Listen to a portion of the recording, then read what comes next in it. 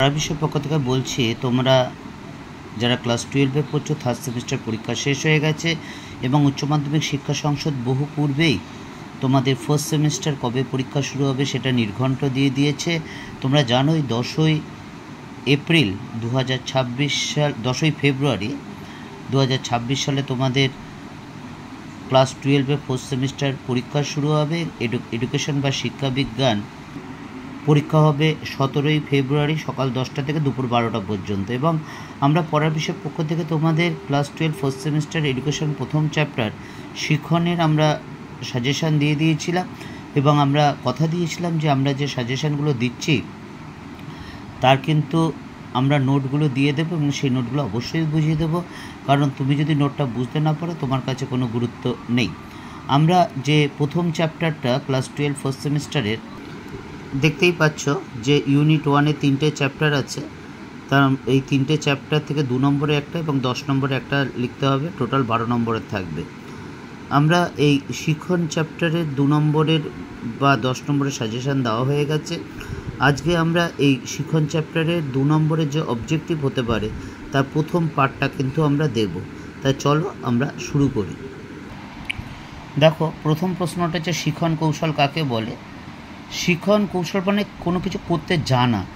ধরো আমি সাইকেল চালাতে জানি, আমি রান্না করতে জানি, আমি চা করতে জানি, আমি ফুটবল খেলতে জানি, সেটা হচ্ছে জানা। অর্থাৎ এটা বলতে গেলে বলা যায় যে নতুন জ্ঞান, দক্ষতা এবং অভিজ্ঞতা বা কোনো অভ্যাস অর্জনকে বোঝায়। আরও সহজভাবে বললে যখন আমরা কোনো কিছু মনে রাখি বা তা ব্যবহার করতে পারি তাকেই বলা হয় শিখন। শিখনের 2টি বৈশিষ্ট্য লেখো। দেখো, শিখনের একাধিক বৈশিষ্ট্য আছে, তার মধ্যে 2টি বৈশিষ্ট্য হচ্ছে, প্রথম হচ্ছে আচরণের প্রতিফলন, অর্থাৎ আমি যদি কোনো একটা কাজ করতে পারি বা জানি অবশ্যই আচরণের প্রতিফলন হবে। এবং 2 নম্বর, অভিজ্ঞতার মাধ্যমে পরিবর্তন হবে, কারণ অভিজ্ঞতা শিক্ষণ মানে নতুন কিছু অভিজ্ঞতা অর্জন করা, কাজে অভিজ্ঞতাও কিন্তু পরিবর্তন হয়। পরের প্রশ্নটা দেখো, শিখনের প্রকৃতি বা স্বরূপ আলোচনা করো। শিখনের একাধিক প্রকৃতি আছে, তার মধ্যে 2টি উল্লেখযোগ্য হলো শিখন একটা প্রক্রিয়া, অর্থাৎ এটা একবারে ঘটে না, আস্তে আস্তে ধীরে ধীরে ঘটে, ধাপে ধাপে ঘটে। এবং 2 হচ্ছে এই শিখন অভিজ্ঞতার মাধ্যমে মানুষ শেখে, কেবল মুখস্থ করে কিন্তু কেবল শিখন হয় না। 4 নম্বরেরটা দেখো, শিখনের স্তর বা পর্যায়কে 3টে ভাগে ভাগ করা যায়। প্রথমে হচ্ছে অভিজ্ঞতা অর্জন।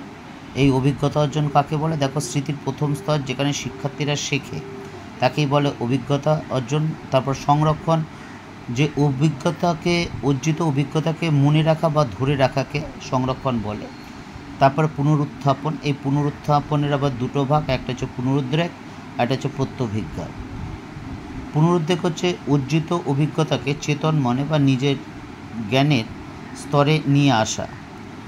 পরের প্রশ্নটা দেখো, উত্তম শিখনের শর্তাবলী আলোচনা করো। উত্তম শিখন মানে যেটা প্রয়োজনীয়।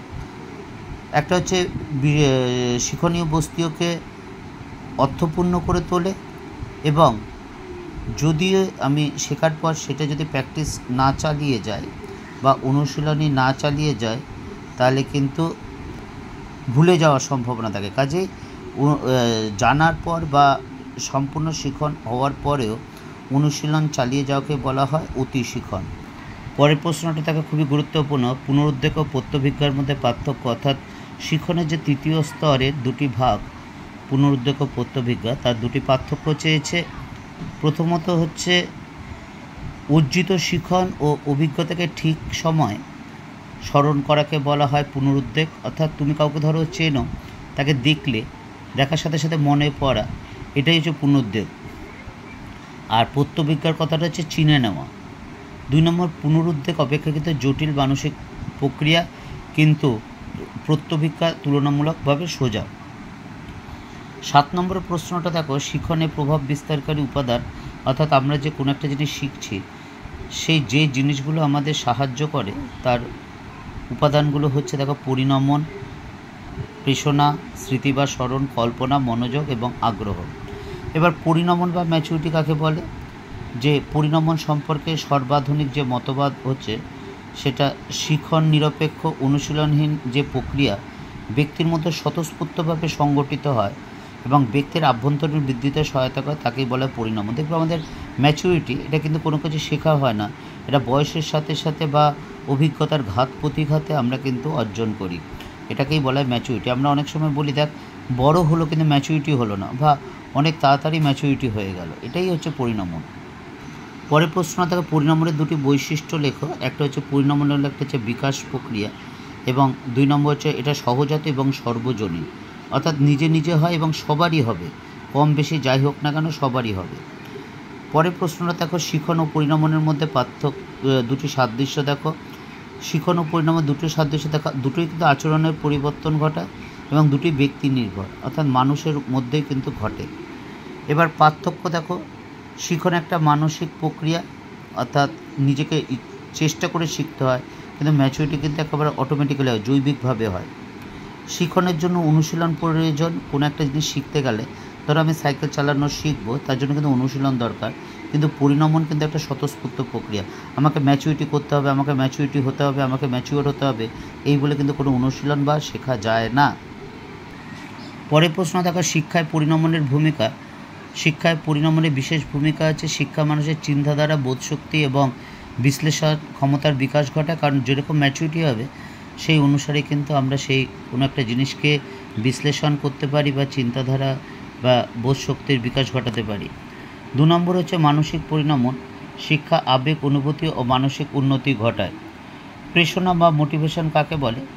ব্যক্তির নানা প্রকার চাহিদা, আকাঙ্ক্ষা, প্রয়োজন ও আগ্রহ অনুযায়ী একটি নির্দিষ্ট লক্ষ্যবস্তুর প্রতি এগিয়ে নিয়ে যাকে বলা হয় প্রেরণা, অর্থাৎ মোটিভেটেড করা, অর্থাৎ কোনো একটা কিছুর পেছনে মানে সেটা করব বলে নিজেকে উজাড় করে দেওয়া, এটাই হচ্ছে মোটিভেটেড হওয়া। প্রেরণা চক্র কাকে বলে? মানব জীবনের চাহিদা পূরণের জন্য যে ধারাবাহিক মানসিক শারীরিক প্রক্রিয়া মানুষকে কর্মে পরিচালিত করে তাকেই বলা হয় কিন্তু প্রেরণা। এবার প্রেরণার দুটি বৈশিষ্ট্য দেখো। একটা হচ্ছে প্রেরণার লক্ষ্য নির্ভর, কারণ অবশ্যই কোনো কিছু করার জন্য প্রেরণা করা হয়, কোনো একটা নির্দিষ্ট কিছু পাওয়ার জন্য, এবং গতিশীল, অর্থাৎ প্রেরণা কখনো স্থির নয়, এটা পরিবর্তনশীল এবং মানুষের চাহিদা অনুযায়ী প্রেরণা বাড়ে বা কমে। পরের প্রশ্নটা দেখো প্রেরণাকে কয় ভাগে ভাগ করা যায়, কী কী? প্রেরণাকে মনোবিজ্ঞানীগণ বা শিক্ষাবিজ্ঞানীগণ 3টে ভাগে ভাগ করেছে। একটা জৈবিক বা শারীরবৃত্তীয়, 2 ব্যক্তিগত এবং 3 নম্বর হচ্ছে সামাজিক প্রেরণা। পড়ার বিষয়ের পক্ষ থেকে আমরা ক্লাস 12 ফার্স্ট সেমিস্টারে যে প্রথম চ্যাপ্টারের এডুকেশনের অবজেক্টিভ সাজেশান দিয়েছে তার আমরা প্রথম পার্টটা দিয়ে দিলাম, আর আমরা 1-2 দিনের মধ্যে দ্বিতীয় পার্টটা দিয়ে এই চ্যাপ্টারটা আমরা শেষ করে দেব। পড়ার বিষয়ের পক্ষ থেকে এতটুকুই। আমরা জানো আমরা class 12 first semester history, political, philosophy বা এডুকেশনের নোট বা সাজেশান দিই, যে নোটগুলো দিয়ে আমরা বুঝিয়ে দিই।